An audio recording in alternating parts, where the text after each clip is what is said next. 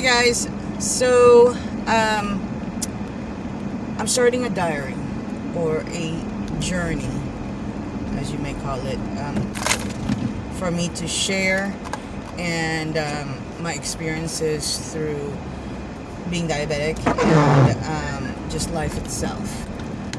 Now, I have been diagnosed back in early part of last year as a full-blown diabetic, number 2. And of course, they prescribed me starting at 500 milligrams of metformin. And I also work at a big fast food chain. I was an RM, and it does require a lot of your time away from your family, a lot of your time, period. And as stressful as that may be, I was good at my job. However, I do have a lot of personal issues as well that goes with that, and so stress level was really high. And in order for me to actually function throughout my day, because I was always on the go, so it was more or less that I didn't take being diabetic seriously. Every day I was getting so exhausted and I didn't know why. And then I started drinking more coffee. I went from 2 cups of coffee. Again, it depends on the day, but majority of the time it was 2 cups of coffee with, take this, I took about, those little square little packets of sugar. I would put roughly about 12 to 15 packs. So mind you, I did that 1 to 2 times a day when I was at work, and I worked 5 days out of the week, and it required for me to work 50 hours, sometimes plus. Not barely getting any sleep. So at the beginning of last year, I was hit with a personal issue that I didn't recover quite well. So not only did that top off everything else, I had a breakdown. And with everything accumulating, I took on a lot. And what went out the window was my health. So as months progressed, my health declined. I neglected taking the medication, and now I am suffering for it. Back in December, my birthday, by the way, is December 23rd. Literally a Christmas baby. So with that being said, on the 24th, midnight, no, not midnight, roughly about 10 o'clock, I dropped like a fly and I didn't know why. I was sitting in bed with my daughter and playing and everything, and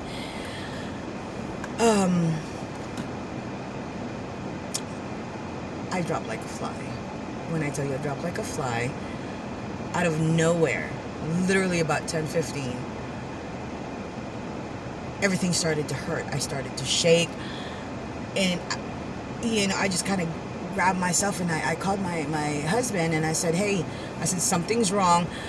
I'm hurting, I'm shaking, and it won't stop. And I was hurting so bad that I didn't know it was my diabetes.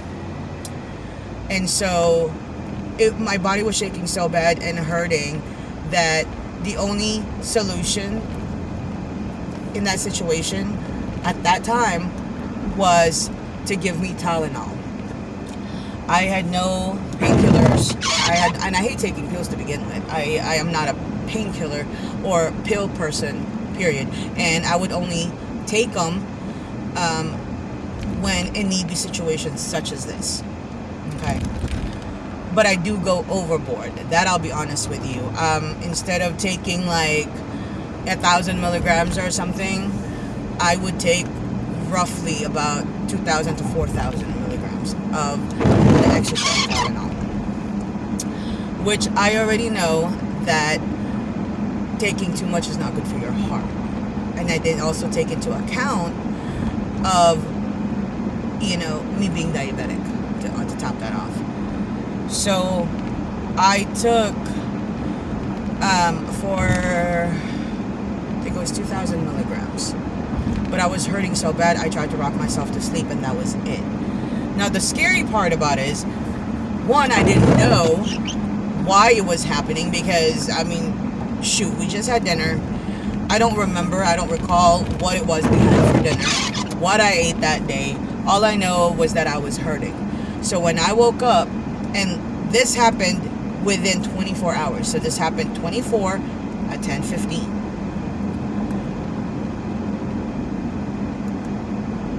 2 hours after that, I woke up and I'm crying, okay? I'm crying myself to sleep. I could barely walk to the bathroom. That's how much in pain I was. Mind you, I live in a trailer. And the restroom where my bed was set up was only a few steps away. So this is where it gets even scarier, is the fact that I could barely get myself up to where my husband or my son would help me to the bathroom, okay? And I was waking up every 2 hours crying in pain, and I didn't know where it was coming from. So I was pretty much bedbound at this point, okay? The only place I could literally walk to was the bathroom. I couldn't even get up to get something to eat, or just didn't have the appetite, okay? The pain. Every 2 hours, they were giving me 1,000 milligrams. I was overloading myself.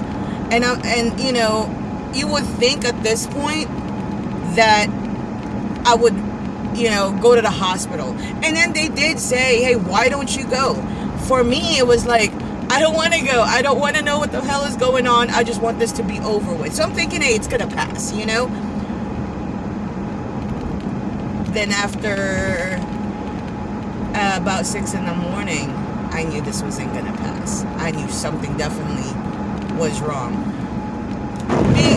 That being the 25th, I was like, man, I don't feel like going to the hospital. I want to be up and watch my kids, because this is actually the first time in a very long time where we had a tree. My son and my husband decorated it beautifully, and there was actually presents under the tree. It was a good Christmas, and my husband and my son made it to where it was to my liking, the colors and everything. I'm not very good with colors. I do arts and crafts, but I'm bad with colors. Now, with that being said, it was 8 o'clock, so all my other kids, was opening presents, like, Mom, you want to come, and my whole thing was, I want to see this. This is a Christmas where there was a tree, it was decorated nicely, there were presents. I couldn't even get out of bed, okay? I just stood by the door, just holding on to the door, like, I just need to stand and watch. I couldn't even barely do that. Maybe about a minute, and then I went back to bed crying for the fact that that's what I was looking forward to, was to watch my kids open the presents, okay? My 2 teenagers and my other daughter, who's 5 at the time. There you go. And I went back to bed crying, emotionally devastated that I couldn't even watch because I could barely stand. My body was in a lot of pain. And so all I did was sleep all day from the 24th at 10:15 all the way to the 26th. That's how much I could not get up and just do anything for myself. Okay? Yeah, you would think, again, hey, let's rush her to the hospital, make sure she's okay. But at the same time, I was refusing to actually admit that there was something wrong, because it's kind of scary to go through that and be like, oh, by the way, you're dying, Literally, though, that's what was going on. So on the 26th, at around 9 o'clock, I mean, again, every 2 hours, Tylenol after Tylenol after Tylenol, every 2 hours. That's how much I would wake up in pain, or this pain was waking me up. And so I finally said, screw this, Christmas is over, I need to go find out what's wrong. I did not want to go to the ER, so I went to a clinic. You know, one of those minute clinic type, whatever. They're really good, and they're cheap, especially if you're, you know, low on income. And they'll treat you right then and there. Shocking! I know I'm diabetic. But because I was so reckless and careless about my own health, that by the time they tested me, and it happened on the 24th, this was the 26th, my sugar was at 1,000 deciliter. 1,000. People go in sugar coma, 4, 5, 6, 700. I was at 1,000. That's how bad the situation was. And they're like, that's why you're in a lot of pain. You could have gone and, you know, people die from this. And I didn't take it seriously. So this is the reason why, again, I'm sharing this, the story, my experience. And there's a lot more to it than that too. You know, other than, you know, hey, I went in with 1,000 deciliter of sugar and still walking and talking. You know, over the years, or actually that, we'll just start with it, you know, 2020. The accumulation of stress, work, home, it really got to me emotionally, mentally, and physically. So one of the reasons that I'm starting this video is that I am now starting fresh all over again. But because I have 2 little ones left out of my 4, you know, they need mommy. They need me, period. And I am actually now back again trying to take care of my health.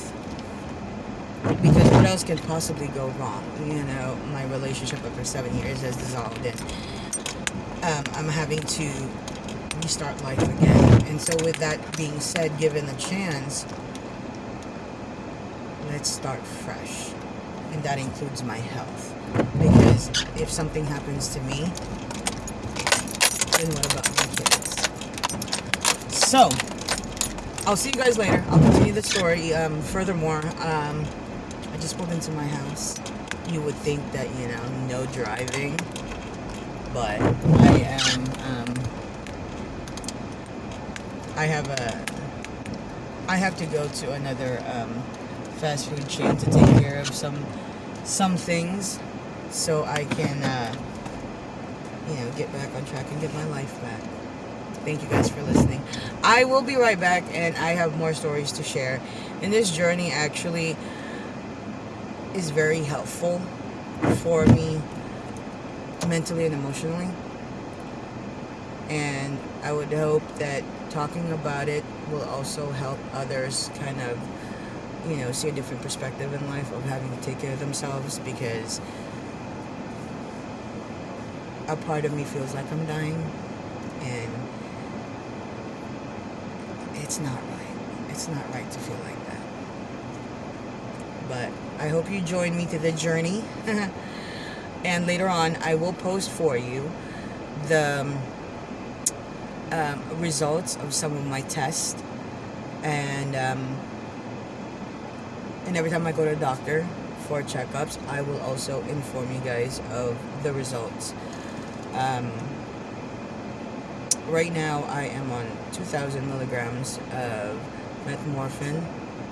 I am also taking Paxil because of the anxiety, because of the stress, because of everything. I'm not sleeping. Like, look at that. Okay, look at that. That is horrible. You know, they say, oh, you have to stay hydrated or whatever, and I do. My A1C is at 13. And I actually went grocery shopping today for the first time, as far as trying to eat and live healthy. Within the past 2 weeks, my diet, I haven't been eating. But I just started eating back again about a week ago. Last Wednesday, I had a meal. So I started eating again. I still don't have the appetite, but it did curve the appetite to where I'm looking at it in smaller portions, in healthier portions. And I hope that will help as a starting point, you know. But we'll see where it goes, and I hope you join me again, you know, through this journey. So, see you guys in a bit. Thanks.